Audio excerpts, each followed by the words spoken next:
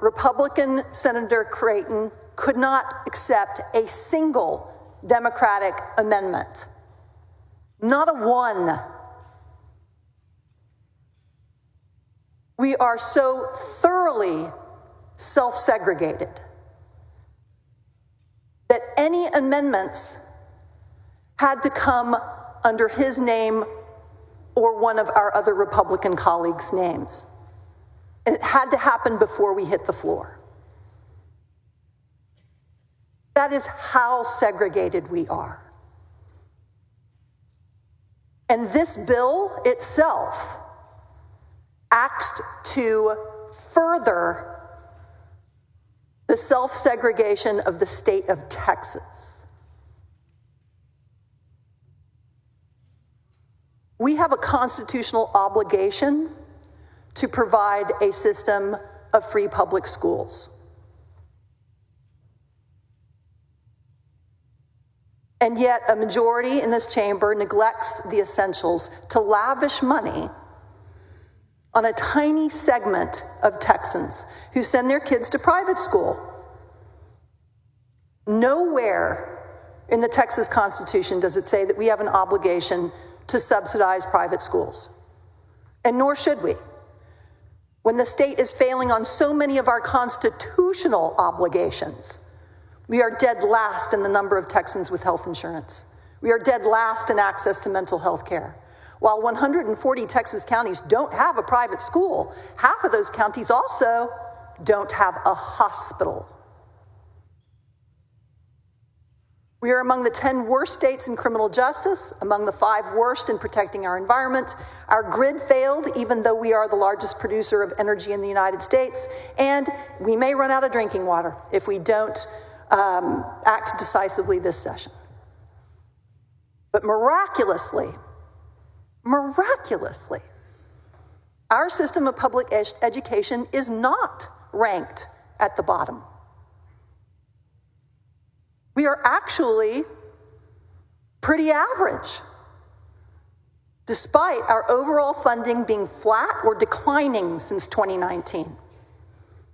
Despite teachers being paid $9,000 less than the national average.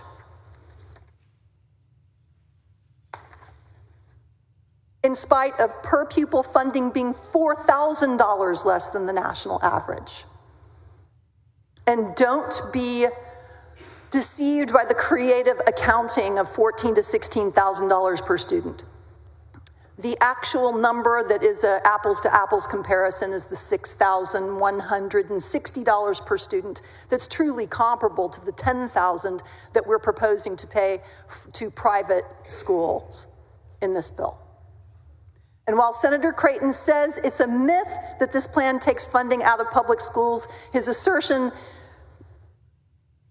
runs into some problems, let's say, since schools in my district alone will lose $35 million for a 1% transfer to private schools. $35 million translates to 538 teachers. And recapture will increase due to this transfer to private schools. AISD recapture alone last year was $693 million. The statewide recapture, $2,873,985,918.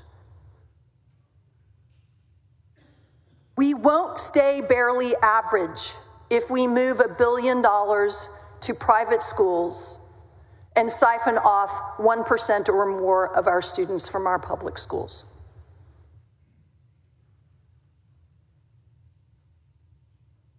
And I want to speak to the race issue, which is kind of weird for me, right? I am a white woman representing a district that is, like private schools, over 70% white and wealthier than the average Texan. But this bill is not for low-income Texas students.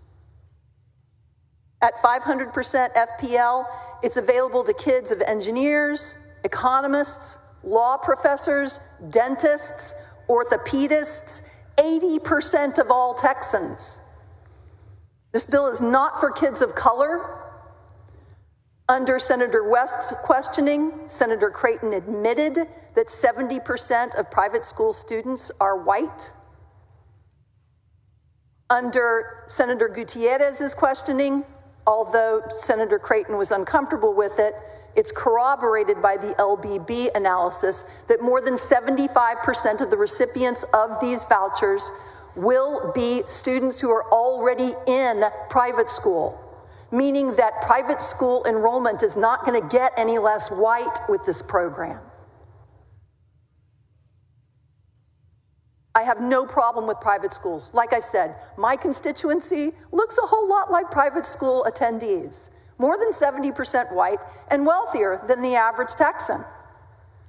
I have no problem with private schools, as long as they don't take all the advantages of public funding with none of the obligations. They don't have an elected school board binding them to their community. They don't have any open meetings requirements. They don't have to publicly share their budgets. They don't have to use certified teachers. They aren't subject to state testing requirements. They can advertise to lure students away from public schools. They can lobby with their private funds, just as charter schools do now. And most of all, they don't have to educate all Texans because they are private. They can cherry pick their students from among the families that can afford tuition. They can cream. They can pick the trophy kids, the legacy kids, the kids that are most profitable. And that is their private prerogative. But not if they're publicly funded. So in closing, I want to speak directly to my constituency. As I said, mostly white, mostly wealthier. 97% of my constituents who reached out to me on this bill oppose it. When this private school voucher ESA passes, my constituents are going to be inundated with advertisements from private schools attempting to lure them away from their neighborhood public schools. Inundated. Because my constituents are the perfect target.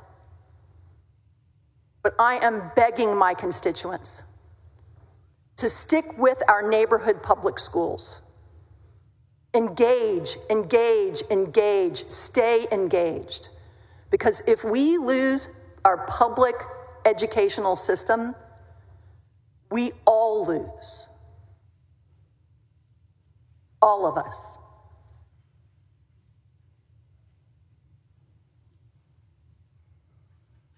Senator Menendez, for what purpose? To speak against the bill. You're recognized. Thank you, Mr. President. Much of it isn't sad, so I'm not